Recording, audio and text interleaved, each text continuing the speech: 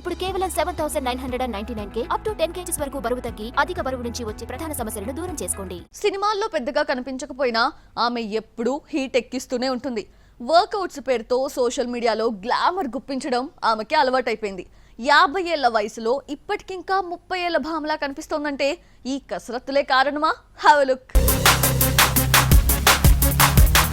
అదృష్టం అంటే Bollywood bold beauty Malaika అరోరాదే. ఏడాదికో 2 ఏళ్లకో ఒక సినిమా చేసినా ఆ మధ్య 50 ఏళ్ల వయసులో ఐటెం సాంగ్ తో ముందుకొచ్చింది. హాఫ్ సెంచరీ వయసులో ప్రత్యేక గీతంతో కనిపిస్తున్న ఏజ్డ్ ఐటెం గర్ల్ రికార్డ్ ఈ అమ్మడిదే. 98లో వచ్చిన దిల్సే సినిమాలో చయ్యా చయ్యా అంటూ మలైకా అరోరా ఇండస్ట్రీకి పరిచయం అయ్యింది. మున్ని బద్నాం, కాల్ ధమాల్ వంటి పలు పాపులర్ సాంగ్స్ తో ప్రేక్షకుల మనసు దోచింది మలైకా. ఈ అమ్మడు ఎంత గ్లామర్ గా కనిపించినా పాటలు హిట్ అయినా 25 ఏళ్ల కెరియర్ లో కేవలం 25 సినిమాలే చేసింది. ఇందులో ఐటమ్ సాంగ్స్ ఎక్కువ. ఆఫర్స్ మొహం చాటేసి చాలా కాలమైన అర్జున్ కపూర్ తో రిలేషన్షిప్ లో ఉంటూ వార్తల్లో ఉంటూనే ఉంది మలైకా.